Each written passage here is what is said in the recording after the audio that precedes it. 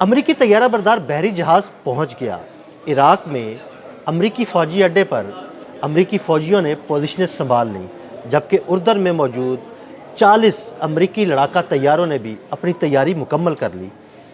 हमला होगा तो ईरान क्या करेगा? आमिर रज़ा से बात करते हैं। आमिर भाई, ये सारी चीज़ें तो मैंने बता दी कि वो अब्राहम लिंकन भी पहुंच गया, इराक में भी तैयारियां मुकम्मल है, उर्दन में भी तैयारियां मुकम्मल है। ईरान क्या करेगा? देखिए ईरान क्या करेगा, ईरान अपना दिफा करेगा और इसके लिए उसने बड़ी तैयारी कर रखी है। ये मैं अभी एक इस्लामी टाइम्स वेबसाइट है उसके ऊपर मैं देख रहा था, तो उनकी तैयारियों की जो फ़हरिस्त है वो बड़ी ज़बरदस्त है। जो उन्होंने मुख्तलिफ़ मिज़ाइल्स और इंटरसेप्टर्स और बाकी चीज़ें जो हैं उनकी तनसीब की है। लेकिन एक चीज़ मुझे जो है वो बड़ी अपील की, और वो ये है कि ईरान ने 300 मिज़ाइल बोट्स तैयार किए हैं। ये कामाकाजी मिज़ाइल बोट्स हैं, यानी कामाकाजी से मुराद ये है खुदकुश मिज़ाइल बोट्स। ये 300 मिज़ाइल बोट्स हैं जो एक ही वक्त में अपने सफ़र का आगाज़ करेंगी और फैल जाएंगी। और फैलने से मुराद ये है, देखिए समझे बात को, ये जो अब्राहम लिंकन है और इसके साथ जो मौजूद जहाज़ हैं इस वक्त गहरे पानियों में है। जहाँ पानी की गहराई कम है, खलीज फ़ारस में कम है, वहाँ पर इनकी मूवमेंट भी मुश्किल है। और अगर ये इनको मूव किया जाता है तो ये 300 जो मिज़ाइल बरदार कश्तियाँ हैं ये यक वक्त अपने हमले का आगाज़ करेंगी। हाँ, ये मारी भी जा सकती हैं, डुबोई भी जा सकती हैं, क्योंकि वहाँ पर सिस्टम जो हैं बड़े ज़बरदस्त हैं। लेकिन ये बेयक वक्त समंदर और फ़िज़ा से मार होगी। अब आप उसको समझे, समंदर में ट्रैवल भी करेंगी और साथ मिसाइल भी फायर करेंगी। ये समंदर में ट्रैवल करेंगी, मिसाइल फायर करेंगी, इनको निशाना बनाया जाएगा, इनके मिसाइल को निशाना बनाया जाएगा। लेकिन जो ज़मीन है, जो कि आपके पोर्ट्स हैं, ईरान के जो पोर्ट्स हैं वहाँ से और ईरान की फ़िज़ा से पेंथम 4 जो है जिसको पेंथम बोलते हैं और इसको F4 बोलते हैं जहाज़ को, वो या अली नामी मिसाइल जो है क्रूज़ मिसाइल उसको फायर करेगा, जो कि फ़िज़ा से समंदर की तरफ जाएगा और वहाँ पर बहरी जहाज़ जो है उसको निशाना बनाएगा। यानी ऐसा कोई मामला नहीं है, मैंने जो कहा था ना कि समंदर से और फ़िज़ा से और ज़मीन से जो है मिसाइल की बारिश की जाएगी। लेकिन ये ईरान तैयारी कर चुका। मैंने आपको पिछला एक व्लॉग आप मेरे साथ कर रहे थे तो मैंने आपको बताया था कि इतनी दूर अपने हरमज़ में खड़ा करने का मकसद सिर्फ ये है कि F-35S यहाँ से उड़कर ईरान तक बासानी पहुँच जाए, इसको रीफ्यूलिंग की ज़रूरत ना पड़े। लेकिन एक वजह और भी है कि कादर और नूर नामी 2 मिसाइल जो हैं वो इस तक ना पहुँच सके, जिनकी रेंज कम है। तो इस तक कौन सा मिसाइल पहुंचेगा? ये मेरा एक सवाल है ना सवाल। ये इस तक पहुँचेगा जी खलीज फ़ारस।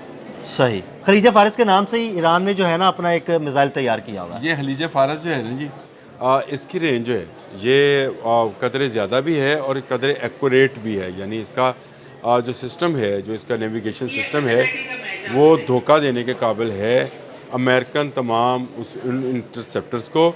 और ये मिसाइल जो है नूर और कादर जो हैं वो फायर नहीं होने हैं।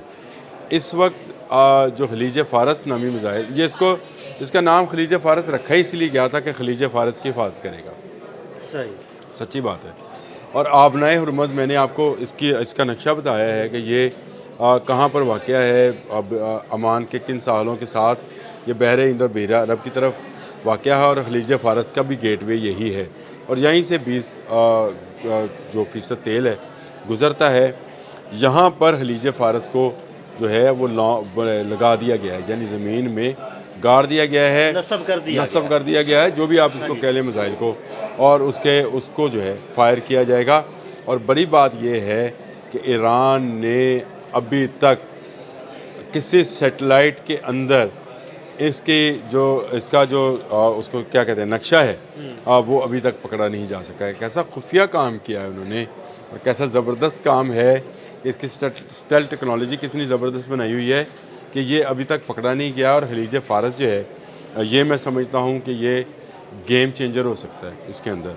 और नूर और कादर अगर नूर और कादर फायर किए जाएंगे डिस्टर्ब करने के लिए, डिस्कार्ड करने के लिए, उनके इंटरसेप्टर्स को एक्टिव करने के लिए या उन पर फायर करने के लिए। ये ईरान का बड़ा ज़बरदस्त फार्मूला है जंग का, जो उसने जून में भी अप्लाई किया था कि वो हमला करता है ज़्यादा तादाद में।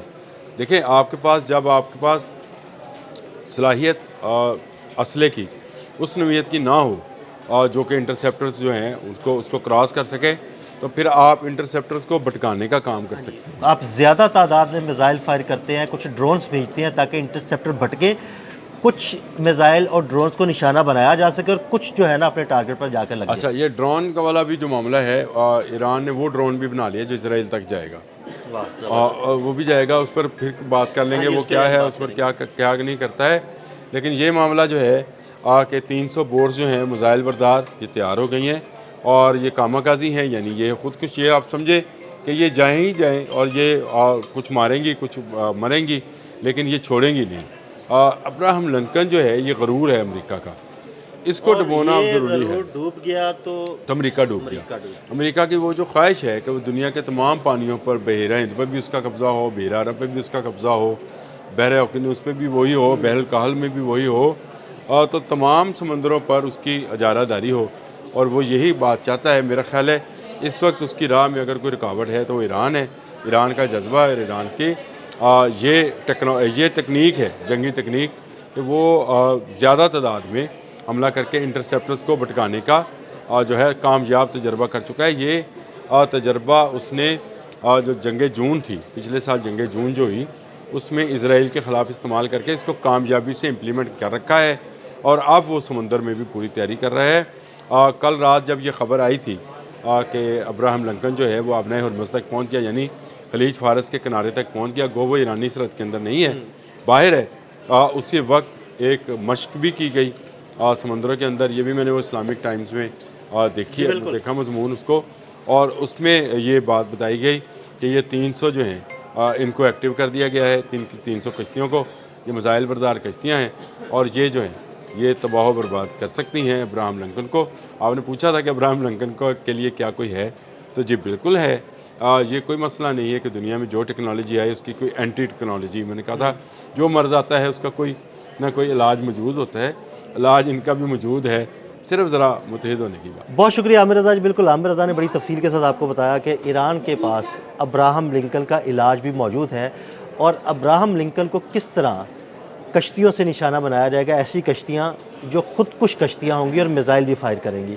अदील अहमद और आमिर रज़ा को इजाज़त दीजिएगा। अल्लाह हाफ़िज़। कैसा खुफिया काम किया है उन्होंने, और कैसा ज़बरदस्त काम है, इसकी स्टेल्थ टेक्नोलॉजी कितनी ज़बरदस्त बनाई हुई है कि ये अभी तक पकड़ा नहीं गया। और खलीज फ़ारस जो है ये मैं समझता हूँ कि ये गेम चेंजर हो सकता है इसके अंदर। और नूर और कादर अगर फायर नहीं, नूर और कादर फायर किए जाएंगे डिस्टर्ब करने के लिए, डिस्कार्ड करने के लिए, उनके इंटरसेप्टर्स को एक्टिव करने के लिए या उन पर फायर करने के लिए। ये ईरान का बड़ा ज़बरदस्त फार्मूला है जंग का, जो उसने जून में भी अप्लाई किया था।